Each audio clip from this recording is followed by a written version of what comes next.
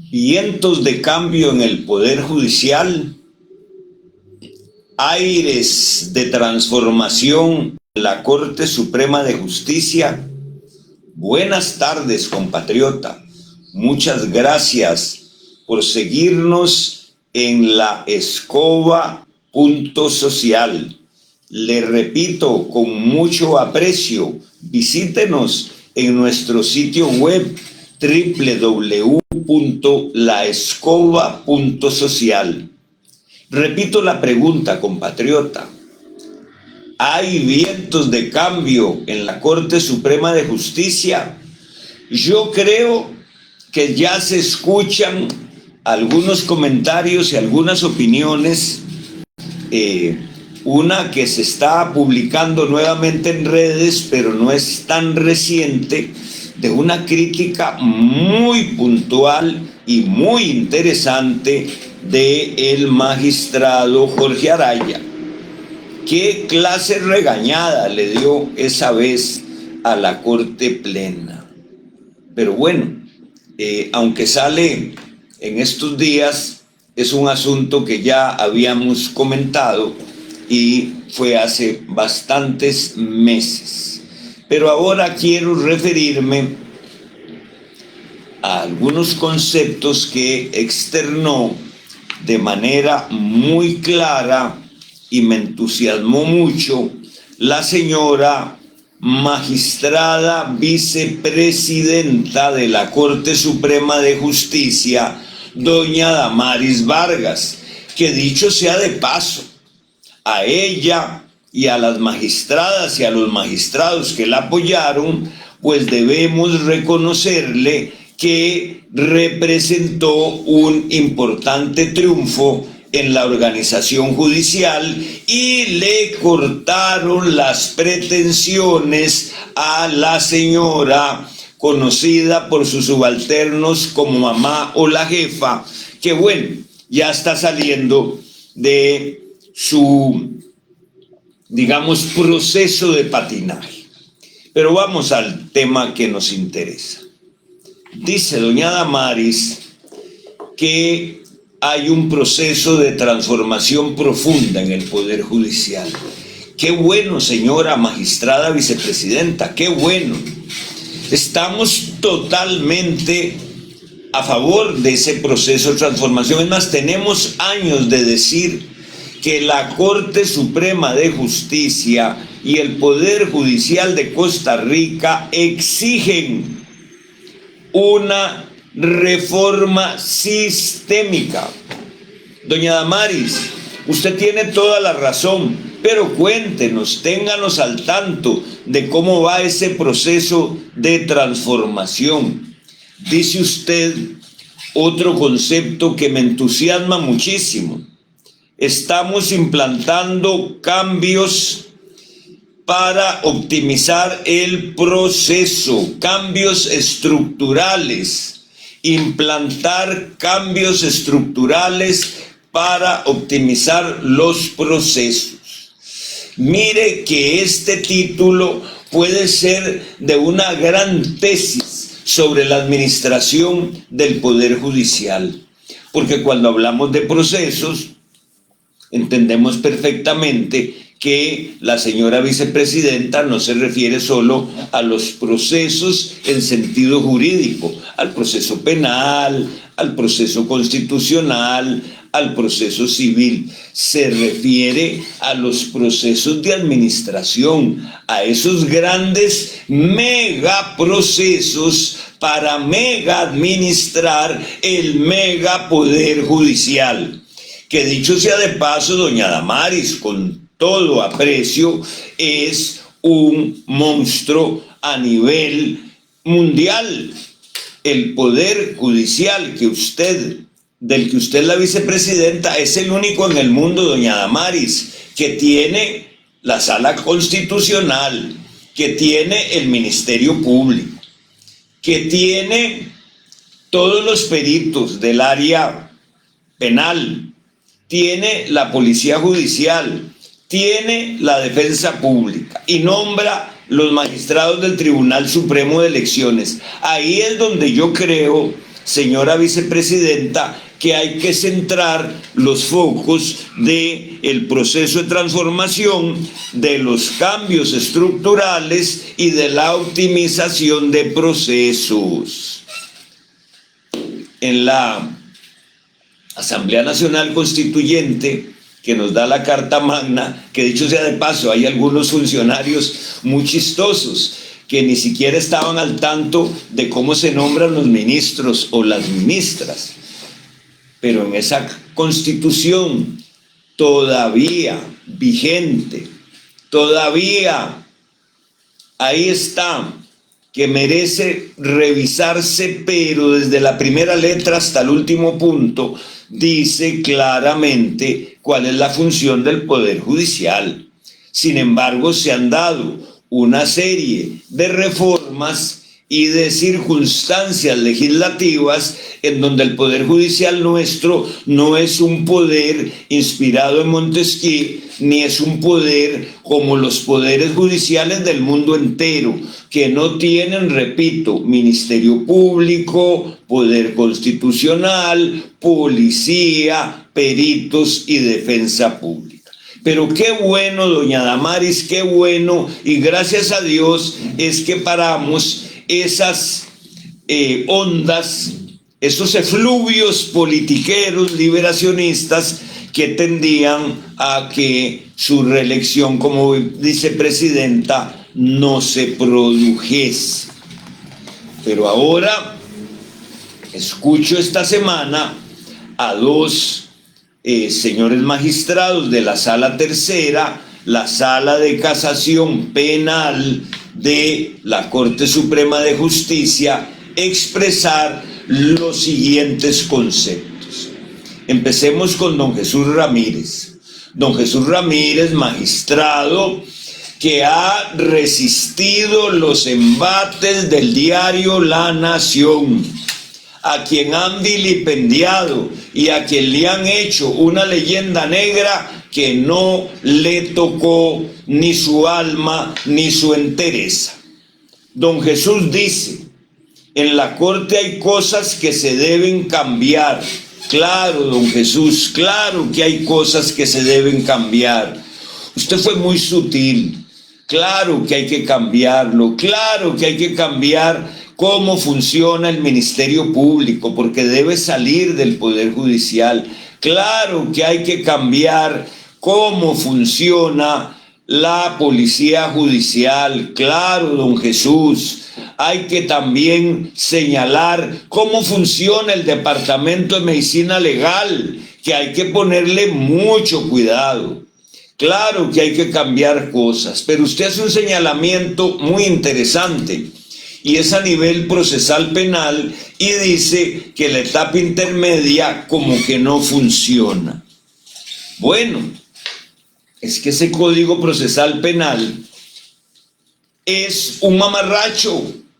Efectivamente, ese código fue en la administración 94-98 que se le puso el ejecútese, y me correspondió en ese tiempo como ministro de Estado ser testigo, porque quienes firman el ejecútese de ese Código Procesal Penal es el presidente José María Figueres Olsen y la ministra de Justicia Maureen Clark, no este servidor. Mis críticas siempre han existido a ese proyecto que, dicho sea de paso, fue elaborado, entre otros, por un fiscal general famoso que después de que desfilaba y quería ser magistrado, ahora aparece ahí comentando en un espectáculo como el de los Mopeds, donde llegan a hablar varios artistas de seguridad. Pero el punto es este: el Código Procesal Penal nació con muchos defectos, especialmente los que son responsabilidad del ex garete ético pensionado de lujo que fue su principal redactor. Tan mal estaba hecho ese código que en un caso de un periodista de la Nación, ex ministro de Información y ex embajador del PAC, la Corte Interamericana de Derechos Humanos nos obligó a modificar el Código Procesal Penal porque no había segunda instancia. Imagínense la clase torta que se jaló el garete ético y ex vicepresidente de la Corte. Pero bueno, ahora tenemos que nada más y nada menos que el magistrado Ramírez señala que la etapa intermedia, que la audiencia preliminar no funciona. No solo eso, don Jesús, es un cuello de botella espantoso. Eso nunca funcionó. Cuando clamábamos por una reforma del Código de Procedimientos Penales que habíamos traído de Córdoba, Argentina, en los 70, y que en Córdoba evolucionaron y tiene un proceso penal mucho mejor que el que nos dieron los otros argentinos que vinieron a trabajar con estos señores para vender un código procesal penal tipo en varios países que no les funcionó el negocio. Nos dieron reglas del proceso penal absolutamente añejas que no han hecho más que trabar la administración de justicia penal. ¿De qué sirve la audiencia preliminar? Podría ser una fase muy rápida, de una vez con señalamiento para juicio, con revisión de todos estos asuntos que son propios de la fase intermedia, una vez vencida la investigación, y aceleraríamos los procesos. Precisamente en los 90 discutíamos todo el tema de los juzgados penales que habían en ese tiempo, las agencias fiscales, el auto de prórroga extraordinaria y una serie de mecanismos que la misma provincia de Córdoba, con toda su experiencia, conoció y modificó. Pero en el 99, la reforma promovida por ese pensionado de lujo acabó con toda la estructura que tenía la jurisdicción penal. Juzgados de instrucción, agencias fiscales, después vino la ocurrencia de los mega despachos y aquello se despelotó. Todos los empleados y funcionarios que tenían el conocimiento en los juzgados de instrucción, en las agencias fiscales, con ese nuevo criterio de que los jueces van vírgenes al juicio, las investigaciones a cargo de un ministerio público que había nacido muy bien en el 75 y que se echó a perder en el 99, fue la catástrofe que hoy nos da las cifras de impunidad escalofriantes. Pero yo quiero concluir con lo que dijo el señor magistrado de la Sala Tercera, don Gerardo Rubén Alfaro. Qué bueno, don Gerardo Rubén, qué bueno. Yo espero que pronto esa Sala Tercera se reacomode para que la jefa, conocida como mamá, se baje del patín de la presidencia de ese alto tribunal. La impunidad solo aumenta el miedo y la inseguridad. Por supuesto, señor magistrado, la impunidad es una de las peores lacras que tiene la patria. Esa enorme impunidad, esa gran impunidad donde los números que no publica el Poder Judicial paran el pelo. Los hemos dicho muchas veces, pero les doy la cifra que altera más de uno. De cada 100 denuncias, solo 5 llegan a sentencia condenatoria. Entonces salen ahí todos los achichincles que no se atreven a decir, bueno, mire, Juan Diego, es que de cada 100 denuncias hay tantas en las que pasa esto, tantas en las que se concilia, tantas en que la investigación de la policía o del Ministerio Público no sirve, tantas que llegan a procesos abreviados, que llegan a otras salidas pero la estadística judicial no se publica. Entonces, lo que nosotros señalamos desde el punto de vista claro es que, sumadas todas las denuncias frente a todas las condenas, solo el 5% es condenado. Y preguntan, ¿usted quiere que condenen al 100%? O sea, por el amor de Dios, porque también hay casos en donde la denuncia puede ser falsa. Pero no quiero que condenen al 1% de los corruptos, al 2% de los estafadores, al menos del 50% de los asesinos, al 20% de los violadores, etcétera, etcétera. Pero vea qué interesante lo que sucede. Es que dice don Rubén que hay una propuesta para que los procesos puedan seguirse y ser ágiles. Todas las expresiones de los señores magistrados son frases muy buenas, pero don Rubén y doña Damaris, téngannos al tanto.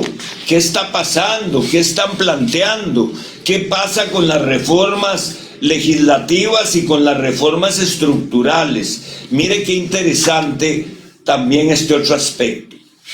Yo, donde escucho la crítica permanente a los jueces que sueltan a las personas cuando hay solicitudes de medidas cautelares, yo me pongo a pensar, ¿será que los policías hacen bien las investigaciones? ¿Será que los fiscales saben pedir medidas cautelares?